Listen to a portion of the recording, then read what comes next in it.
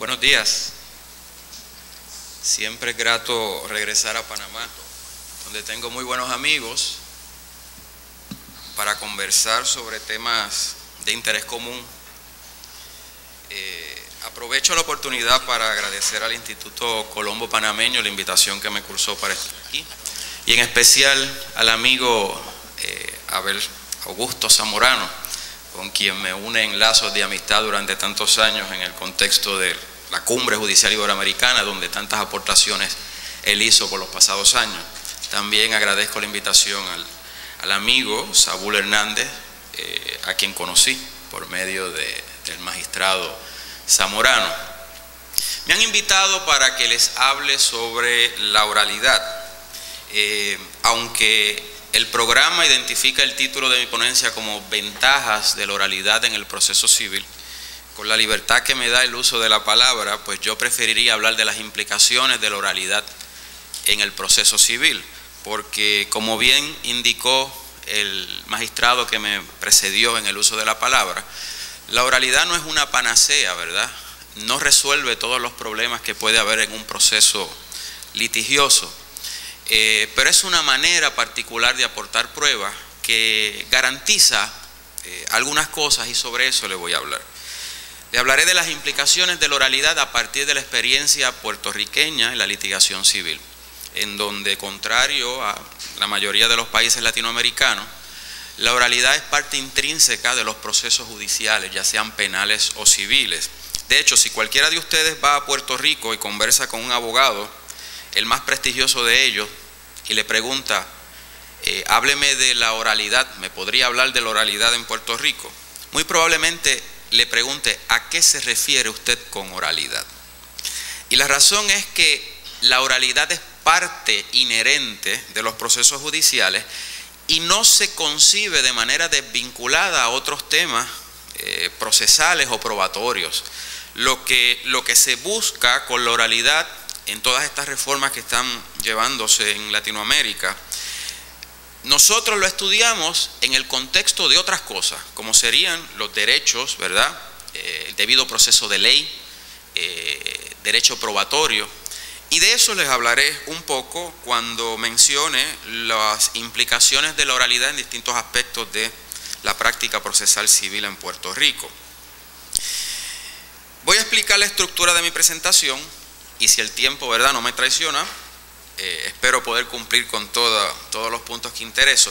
Primero voy a hablar de lo que es la oralidad, a qué nos referimos con oralidad, para luego hablar de las implicaciones de la oralidad en 4 aspectos principales. Primero, en lo que sería el manejo del caso, desde la presentación de la demanda hasta que se emite el fallo. No voy a dar un curso de proceso civil, sencillamente voy a destacar algunos aspectos de las implicaciones de la oralidad en el manejo del caso y cómo en Puerto Rico lo hemos tratado. Segundo, las implicaciones de la oralidad en cuanto a los derechos de los litigantes en el juicio, ¿verdad? Y el rol de las partes, ya sea el abogado o los abogados y el juez.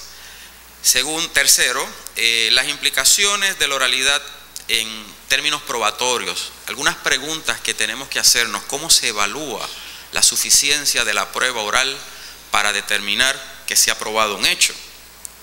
Y cuarto, las implicaciones de la oralidad en lo que serían los trámites apelativos. Al finalizar, pues trataré de esbozar algunas conclusiones generales sobre mi presentación. Comienzo, por lo tanto, tratando de precisar de modo muy general ¿qué es la oralidad? ¿A qué nos referimos con eso que llamamos oralidad? En términos muy sencillos, la oralidad es una forma de presentar o aportar prueba a un juzgador, ¿verdad? No es la única manera de presentar prueba, pero es una forma más de presentar prueba ante un juzgador. Por eso se habla de uno de los principios de la oralidad, la inmediación, que la prueba oral se presente directamente ante quien va a emitir el fallo o la sentencia. Sería anómalo en Puerto Rico y motivo incluso de planteamientos de violación a debido proceso de ley que quien emite el fallo o sentencia no haya recibido la prueba oral que se haya presentado, porque es quien tiene que valorarla a la luz de un juicio de credibilidad, entre otras cosas, para emitir una determinación. Por eso la inmediación presupone que la prueba oral se presente directamente ante quien va a emitir el fallo. El juez tiene que estar en el procedimiento. De manera excepcional, las reglas de procedimiento civil de Puerto Rico prevén la posibilidad de que un juez distinto a quien recibe la prueba oral puede emitir un fallo, pero es de manera excepcional y se da en solamente dos supuestos. Uno, que por alguna razón el juez cese en el cargo antes de que emita la sentencia. O dos, aun cuando algunos jueces se creen que son dioses porque el juez fallezca antes de emitir la sentencia. Lo ideal sería que el juicio nuevamente se lleve a cabo, pero pueden haber situaciones muy extremas, como por ejemplo un juicio donde haya 80 demandantes, donde todos hayan declarado y el juicio se haya prolongado en el tribunal de primera instancia a lo largo de 3 meses, 4 meses, y en situaciones donde el juicio se fragmenta, 1 año, 2 años o un poco más. En esas circunstancias extremas es que posiblemente sea idóneo una alternativa distinta a tener que reproducir la prueba oral ante un nuevo juez. Claro está, las reglas de procedimiento civil prevén que eso ocurra con el acuerdo de las partes, de modo que se garantice, ¿verdad?, la oportunidad de objetar ese curso de proceder. Podemos decir, por lo tanto, que la oralidad es, como dije, una forma particular de aportar prueba a un juzgador de manera inmediata y posibilitando así el llamado careo, ¿verdad?, que los testigos declaren, o las partes, que los testigos declaren frente a las partes, para que ellos a su vez tengan la oportunidad de confrontarlo. Decía el magistrado que uno de los grandes objetivos de la oralidad es la eficiencia, la celeridad. Yo creo que en efecto la oralidad en muchos casos puede propiciar esa celeridad, pero hay algo también muy importante de la oralidad y es la búsqueda de la verdad. O sea, la oralidad posibilita la confrontación y en la medida que posibilita la confrontación hay un elemento adicional que se añade en la búsqueda de la verdad. Dice el preeminente tratadista Wigmore, norteamericano, que la confrontación, ¿verdad?, el contrainterrogatorio es una de las herramientas o la herramienta principal para la búsqueda de la verdad. Y eso solamente se logra mediante ese careo y esa oportunidad de contrainterrogar a la prueba oral o a los testigos que declaren. En Puerto Rico se reconoce el derecho o la posibilidad de que se presente prueba oral en el campo penal, ya directamente de la Constitución y la su jurisprudencia interpretativa, pero en el campo civil se entiende que el derecho o la posibilidad de presentar prueba oral es un derivado del derecho al debido proceso de ley.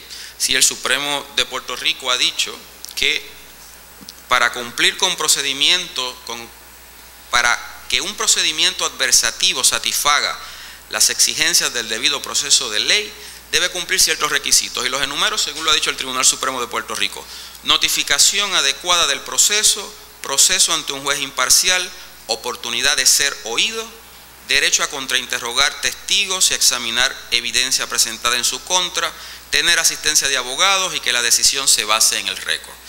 Pero a su vez, la regla 604 de evidencia de Puerto Rico específicamente dispone que una persona testigo podrá testificar únicamente en presencia de todas las partes en la acción y estará sujeta a ser contrainterrogada por todas ellas si éstas optan por asistir a la vista e interrogarla. Así que en el campo civil en Puerto Rico la base para la oralidad está en la cláusula constitucional que garantiza el debido proceso de ley, según ha sido interpretado por el Tribunal Supremo de Puerto Rico, y en la regla de evidencia 604.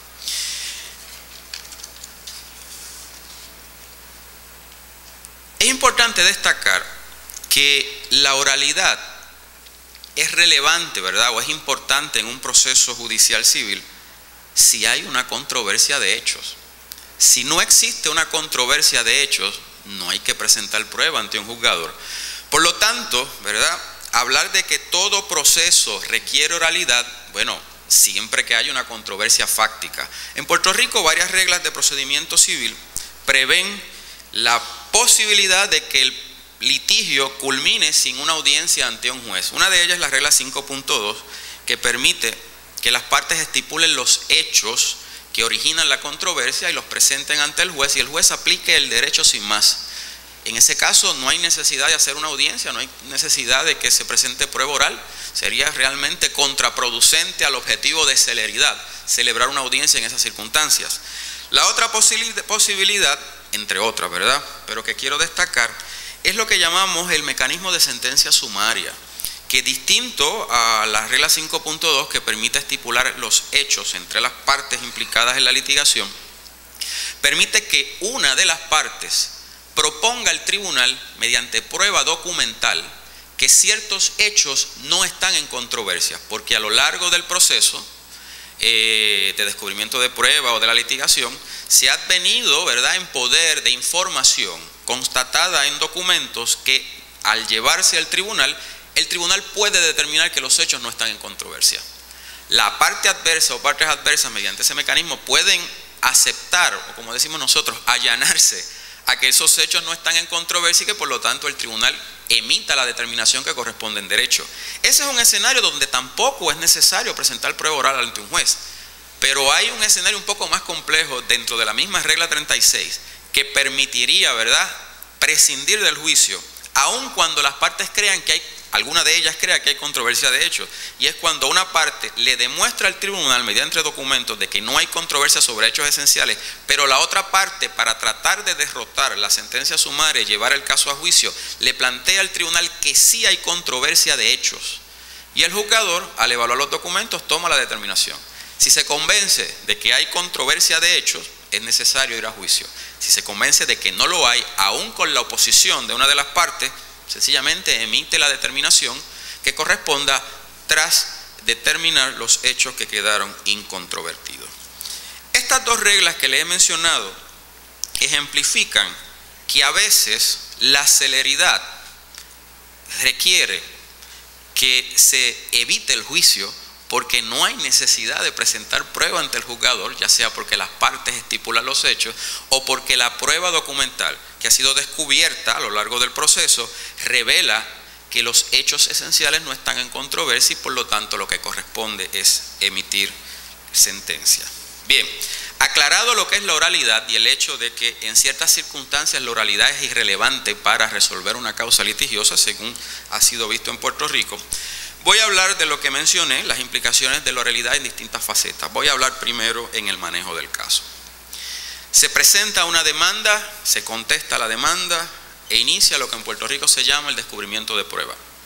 Descubrimiento de prueba es esa etapa que puede prolongarse varios meses o varios años, dependiendo de la complejidad del caso, que procura que las partes conozcan la prueba que tienen las partes adversas para probar sus alegaciones y defensas.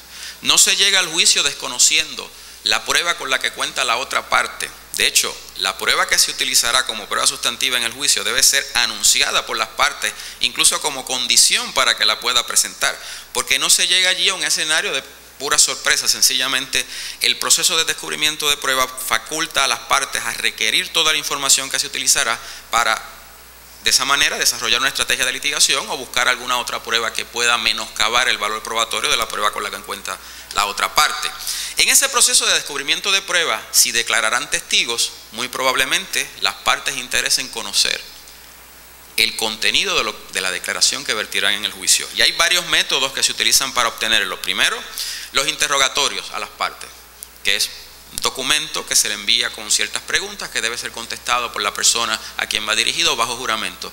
Pero el más utilizado es la deposición. La deposición son entrevistas o interrogatorios bajo juramento, fuera del tribunal, sin presencia del juez, pero en presencia de los abogados de las partes, sobre el alcance de las declaraciones. Y esas deposiciones requieren las reglas que se transcriban para que estén a disposición de todas las partes, una vez, no solo para conocer también el contenido de lo que declararán las partes, sino que en esas declaraciones que presta un testigo, así transcritas, pueden ser utilizadas eventualmente durante el juicio, y el uso más común es para impugnar, ¿verdad?, lo declarado en el juicio con lo que se dijo durante la deposición y de alguna manera minar la credibilidad. Así que la oralidad impone, ¿verdad?, unos retos o tiene unas consecuencias durante el descubrimiento de prueba. Y en un plano puramente más pragmático, ¿verdad?, lo que tiene que ver más con la operatividad del juicio, la coordinación de la audiencia oral puede ser en algunas circunstancias muy complicado, muy complicado.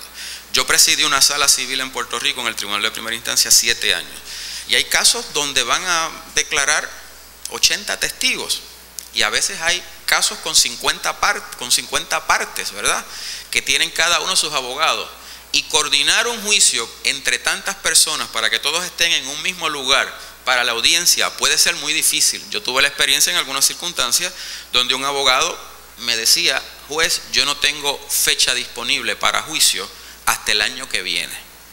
Realmente el juez, como decía el compañero, debe ser un director y en muchos casos tiene que ser un enérgico director para que el caso no pierda su rumbo adecuado.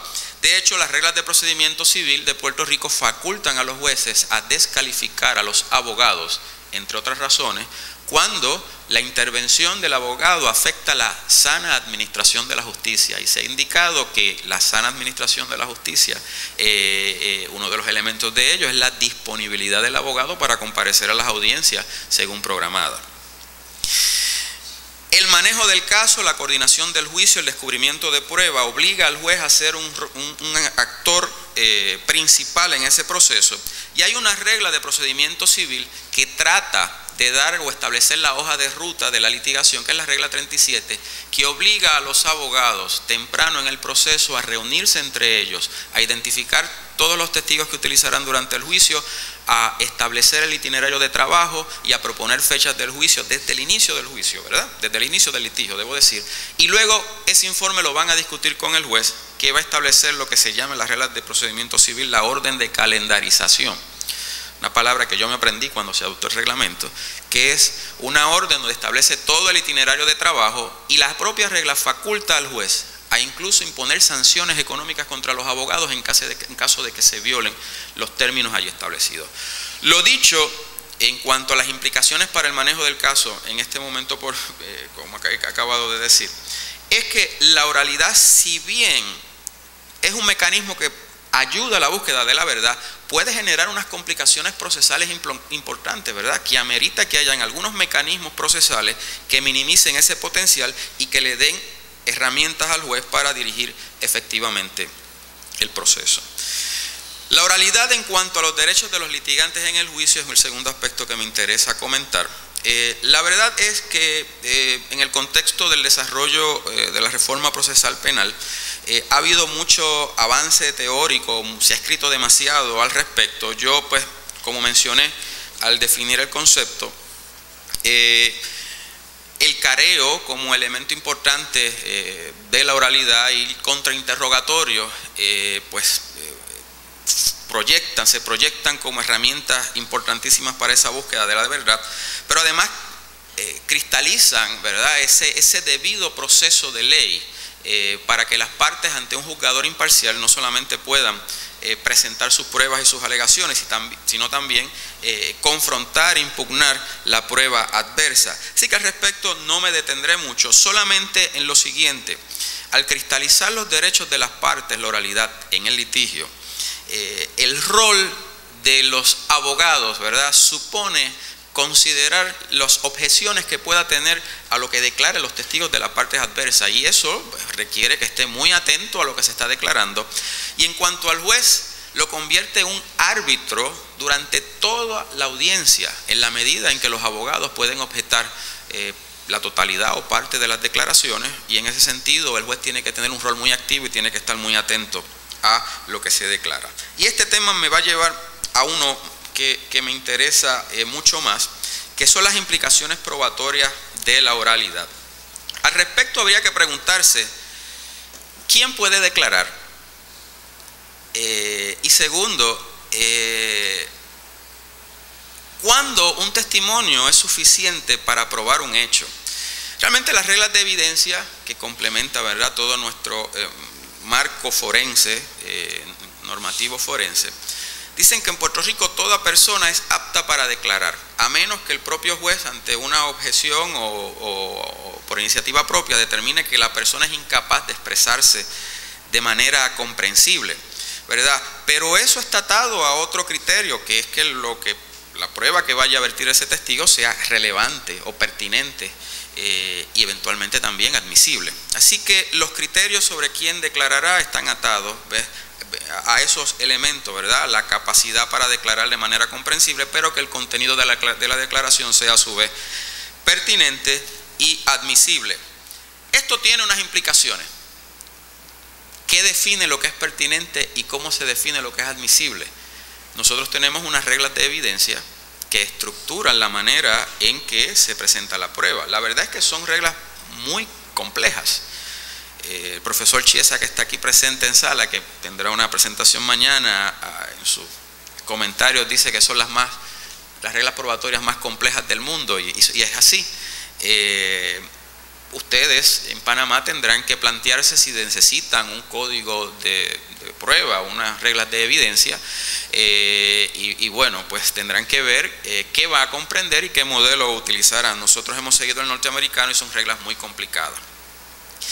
En cuanto a la suficiencia de un testimonio para probar un hecho, en Puerto Rico se ha dicho que no hay criterios cuantitativos para hacer esa determinación y que el testimonio de un solo testigo no contradicho es suficiente para probar un hecho. Las reglas de evidencia también de Puerto Rico establecen, ¿verdad?, varias normas al respecto. Se dice que los pleitos civiles, establecen que los pleitos civiles se prueba un caso por preponderancia de la prueba, un concepto muy difícil, al igual que más allá de dudas razonables, muy difícil de definir, ¿verdad? Bueno, pues preponderancia de la prueba es que los hechos, según alegados y a la luz de la prueba, ¿verdad?, es probable que hayan ocurrido de determinada manera. Así que el quantum, más allá de preponderancia de la prueba, supone hacer un juicio de probabilidad respecto a cómo ocurrieron los hechos. Pero en el fondo de la cuestión muchas veces también hay un juicio de credibilidad. La oralidad impone al juez ese reto: cómo determinar que alguien está mintiendo al tribunal. La regla 6.8 de evidencia de Puerto Rico trata de dar algunas guías al respecto y dice: la credibilidad de una persona testigo podrá impugnarse o sostenerse mediante cualquier prueba pertinente, incluso los aspectos siguientes: comportamiento de la persona testigo mientras declara y la forma en que lo hace, el llamado demeanor, al cual me referiré más adelante; naturaleza del carácter del testimonio; grado de capacidad de la persona testigo para percibir, recordar o comunicar cualquier hecho sobre el cual declara; declaraciones anteriores de la persona testigo, sujeto a lo dispuesto en la regla 6.11; existencia o inexistencia de cualquier prejuicio, interés u otro motivo de parcialidad por parte de la persona testigo, sujeto a lo dispuesto en la regla 6.11; existencia o inexistencia, falsedad, ambigüedad, imprecisión de un hecho declarado por la persona testigo, sujeto a lo dispuesto en la regla 403; o carácter o conducta de la persona testigo en cuanto a veracidad o mendacidad, sujeto a lo dispuesto en la regla 609 y 610. ¿Cómo determinar que alguien ha dicho la verdad? En Puerto Rico hay dos filosofías respecto al comportamiento de la persona testigo mientras declara, que es el primero que se menciona en la regla que acabo de indicar. Y hay dos casos importantes en Puerto Rico: uno que dice que el demeanor es muy importante considerarlo para determinar la credibilidad, y otro que dice que es muy difícil determinar que una persona dice la verdad a base de cómo declara. Yo estuve 7 años presidiendo una sala civil y yo no puedo decir que ni siquiera ni en una ocasión para mí el demeanor fue lo determinante. Realmente las personas, al enfrentarse a ese escenario tan intimidante en ocasiones que es el juzgado, pues pueden comportarse de manera distinta sin que eso necesariamente revele de manera fehaciente que la persona dice la verdad o no. Pero no descarto que hayan circunstancias donde la manera en que la persona declara da o sugiere un elemento muy subjetivo para que alguien pueda formar un juicio de credibilidad. Hasta aquí pues he mencionado algunas implicaciones en el contexto probatorio, ¿verdad? Hay que tener claro quién puede declarar, y hay unos elementos de suficiencia de la prueba que considerar al respecto. Por último, quisiera hablarles sobre las implicaciones de la oralidad y la práctica apelativa. En Puerto Rico se reconoce que la persona que recibe una sentencia adversa tiene la oportunidad de acudir a un foro de mayor jerarquía. Y tenemos que preguntarnos entonces, bueno, ¿Cómo se evalúa la suficiencia de la prueba si lo que se plantea en apelación es precisamente eso? Que la prueba avala una conclusión distinta a aquella a la que llegó el juez que emitió la sentencia. La verdad es que la tecnología en su momento permitirá que los jueces de mayor jerarquía puedan ver en vídeo las declaraciones de los testigos. En Puerto Rico aún eso no es así, aunque hay un programa experimental en algunas salas las que se transmite por internet las audiencias. Pero al momento los jueces de los foros de mayor jerarquía no tienen acceso a un vídeo de las incidencias de un juicio. En ese sentido dependen de transcripciones de la prueba oral. Tenemos disponible la regrabación de las incidencias que ocurren en el Tribunal de Primera Instancia, porque todos los procesos en Puerto Rico, civiles o penales, en el Tribunal de Primera Instancia se graban en audio, ¿verdad? Pero aún así las reglas prevén que la apelación, cuando se cuestiona la suficiencia de la prueba, supone preparar una transcripción o otras modalidades que no son tan fieles a la transcripción, como una estipulación narrativa de la prueba o una exposición narrativa de la prueba. Estos dos últimos, estas exposiciones, lo que son resúmenes de lo que dice cada testigo, que se presentan al tribunal, lógicamente o consensuada por las partes o aprobada por el juez, pero no son tan fieles como la transcripción. Muchas veces las personas prefieren la transcripción. El problema que trae es que la transcripción de la prueba por lo general es muy costosa y eso encarece el trámite apelativo. Así que fíjense cómo la oralidad, que procuramos que tenga algún efecto de eficiencia y rapidez, tiene otros efectos, no solamente de costos al tener que estructurarse todo el juzgado para posibilitar la oralidad, sino también en los trámites apelativos. Pero hay un elemento adicional, ¿verdad? Cómo un tribunal o un foro revisor revisa el juicio de credibilidad que hizo el tribunal de primera instancia. Eso es muy difícil, muy complicado. La verdad es que la norma que se ha reconocido es que los tribunales apelativos no sustituirán las determinaciones de hecho del foro de primera instancia, a menos que se descubra que incurrió en un error manifiesto, medió pasión, prejuicio o parcialidad. Como quiera, hay que hacer un juicio de esos 4 elementos para determinar si se sustituyen las determinaciones de hecho, pero es muy complejo, ¿verdad? Me decía ayer el profesor Chiesa que en el fondo de la cuestión parece haber un criterio de sensatez. Hay que darle finalidad al proceso en algún momento, y si ya hay un juez que pasó juicio al respecto, bueno, pues vamos a confiar en la corrección de las determinaciones y vamos a restringir esa posibilidad de revisar las determinaciones de hecho del juez de mayor jerarquía para en algún punto completar la litigación. De todas maneras, es un reto adicional que trae la oralidad, cómo los foros de mayor jerarquía van a ejercer su función cuando no van a ver en vivo ni por video la declaración de un testigo. Por último, quizás sea conveniente, ya que estoy avanzado en el tiempo, según me indica, resumir los rasgos más importantes de lo que he dicho. Bien, en primer lugar, la oralidad cristaliza ese derecho a ser oído. Como dije, posibilita el careo y el derecho a confrontación, permite que el juez interrogue al testigo para aclarar su testimonio. En Puerto Rico el juez puede intervenir para aclarar el testimonio, puede agilizar la presentación de la prueba, expone al testigo a ser confrontado con declaraciones contradictorias, permite observar el demeanor de un testigo y facilita la recepción de la prueba. También la oralidad incorpora retos a todos los operadores judiciales. Por un lado, los jueces tienen que asumir un rol activo para viabilizar la presentación ordenada de la prueba y el desarrollo del litigio. En ese sentido es importante, diría yo, como una humilde recomendación, examinar las reglas procesales para dar esas herramientas o establecer esos mecanismos adecuados para que el proceso litigioso sea lo más ordenado posible. El juez, a su vez, debe determinar la admisibilidad de las declaraciones y determinar su valor probatorio. Muy probablemente sea necesario examinar la necesidad de establecer unas reglas probatorias para dar guías al juez en ese proceso de admitir o excluir prueba y de dar valor probatorio a la prueba oral. Por otro lado, los abogados deben desarrollar, ¿verdad?, una cultura de litigación centrada en la oralidad, lo que implicaría que estén conscientes de que las estrategias de litigación deben considerar muchas cosas, entre ellos la idoneidad del testigo que van a utilizar, la suficiencia de la declaración de un testigo, entre otras cosas. Lo dicho en mi presentación no es un llamado a pensar que la oralidad no tiene importancia. Como dije, creo que es una herramienta vital para viabilizar la búsqueda de la verdad.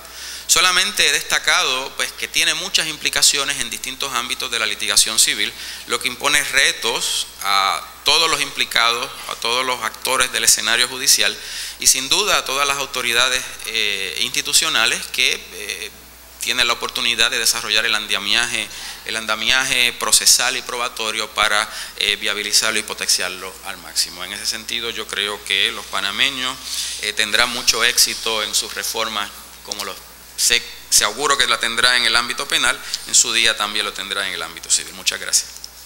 Fuerte el aplauso.